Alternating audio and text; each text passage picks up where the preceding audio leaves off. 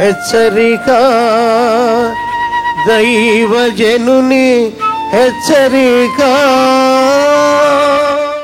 విశాలమైన మనసు కావాలి.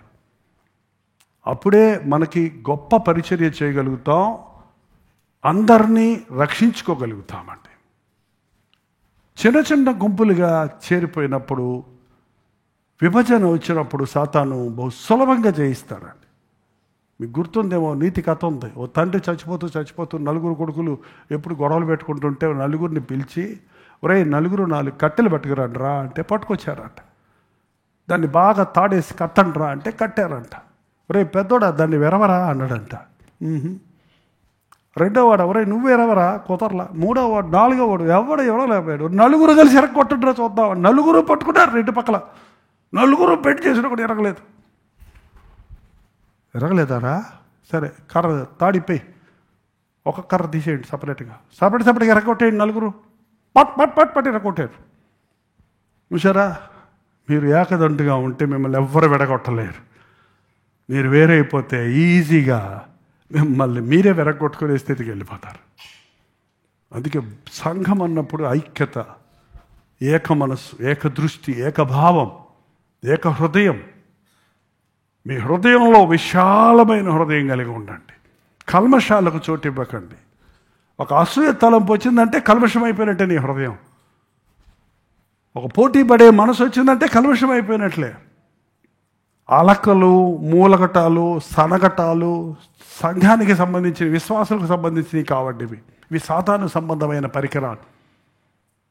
దేవుని విషయాల్లో సనగటం, అలకటం, పోటీ పడటం ఈ రోజున ముమ్మరంగా చూస్తున్నాం. బయటపడరు. కానీ అంతఃకరణంలో సరిలేనప్పుడు దేవుని సన్నిధి ఉండదండి. దేవుని సన్నిధి, దేవుని ఆలయంలో ఉండాలంటే మనందరము మన శరీరానికి, ఆత్మకు కలిగిన సమస్తమైన కల్మషముల నుండి మనల్ని మనం పవిత్రముగా చేసుకోవాలి. దేవుని వాక్యాలు ఉన్నాయి. వాగ్దానాలు అనే మాటకి వాక్యాలను పెట్టుకోవచ్చండి. ఇంకా ప్రతి వాక్యము ఒక వాగ్దానమే. ఆయన వాక్యాలు ఉన్నాయి కాబట్టి ఆ వాక్యమనే ఉతక స్థానంతో మన అంతఃకరణాలను ఎప్పటికప్పుడు శుద్ధి చేసుకొని దాన్ని విశాలపరుచుకుందాం. చాలామందికి వాడని శరీర అవయవాలు ఉంటే అవి ముడుచుకుపోతాయండి. చాలామందికి స్త్రీలకి గర్భకోశం తీసేస్తారు. కారణం ఏంటి? దాని యూసేజ్ లేదు. పిల్లల్ని కనేశారు, ఒక 5-6 సంవత్సరాలు అది ఉపయోగిస్తలేదు కాబట్టి ముడుచుకుపోయి దాంట్లో కొన్నిసార్లు క్యాన్సర్ వస్తుంది, లేకపోతే అది తీసేయాల్సి వస్తుంది. ఏంటంటే ముడుచుకుపోవటం వల్ల నిర్వీర్యమైపోతుంది. ఎందుకు? ఉపయోగకరంగా లేకుండా పోతున్నాం అంతే.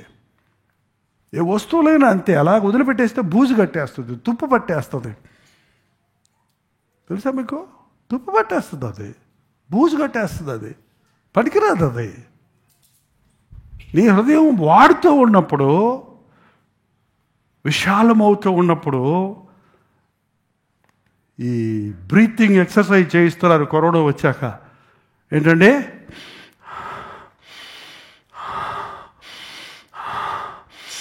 ఆయాసం వస్తుంది, అడిగా పర్వాలేదు, ఇంకోసారి 10 సార్లు అన్నప్పుడు నీ లంగ్స్ ఏమవుతున్నాయి తెలుసా? అంటే నొప్పి వస్తుందని అట్టాగా పెట్టుకున్నాను. ఇంకా ముడుచుకుపోయి ఊపిరి ఆడతలా.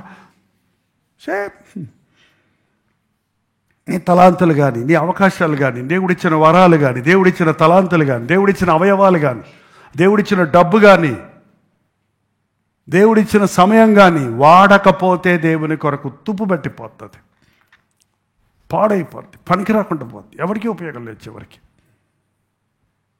దేవుని కొరకు మన హృదయాలను విశాలపరుచుకుందాం. దేవుని కొరకు మనం వాగ్దానాలు పట్టుకొని ఎప్పటికప్పుడు ఏ మూల, ఏ చేదైన వేరు, ఎవడైనా చేదైన వేరు ఏదైనా మొలచి మిమ్మల్ని భ్రష్టులు చేస్తేమో జాగ్రత్తగా చూసుకోండి. వేరు, చిన్న వేరు స్టార్ట్ అయినప్పుడే పీక్ అయిపోయావంటే అది మొత్తం పాయిజనస్ అయిపోద్దండి. ఒక ఆలోచన నీ హృదయంలో పుట్టినప్పుడు వెంటనే దాని నుంచి విడుదల పొందాలి, సరి చేసుకోవాలి, దాన్ని విడిచిపెట్టాలి, కడుక్కోవాలి, ఒప్పుకోవాలి. అదే బైబిల్ చెప్తుందండి. ఈ వాగ్దానాలు మనకున్నాయి. ప్రార్థన. ఈ వాగ్దానాలు మర్చిపోయానయ్యా.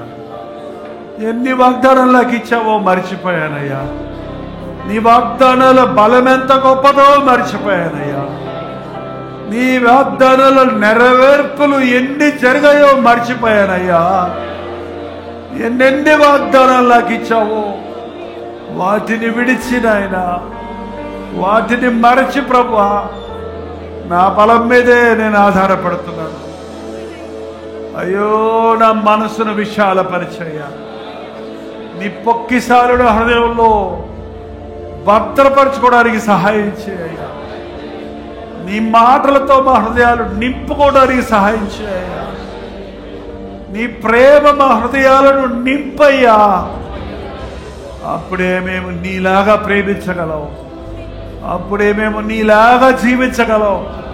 అప్పుడే మా హృదయాలను పరిశుద్ధపరుచుకొని, పవిత్రపరుచుకొని, నిష్కలంకులుగా, నిర్దోషులుగా ఉండగలమయ్యా.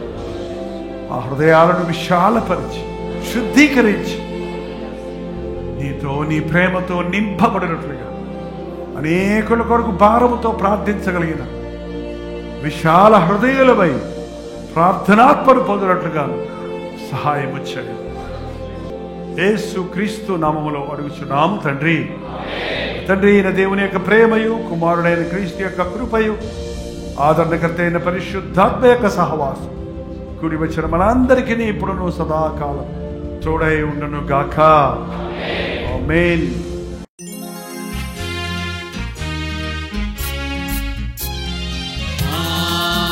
హల్లెలూయా, హల్లెలూయా, హల్లెలూయా. హల్లెలూయా, హల్లెలూయా, హల్లెలూయా. కలువరి ప్రేమే మధురం, కలువరి ప్రేమే మధురం, కలువరి ప్రేమే మధురం, కలువరి ప్రేమే మధురం.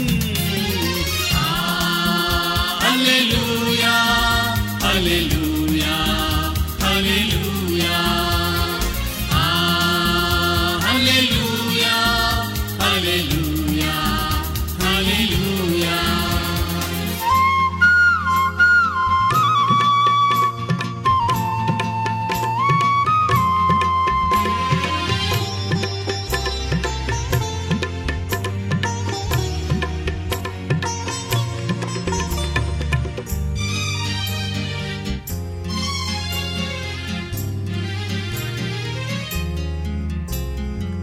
సిలువపైన విలువ త్యాగం చేసినావుగా,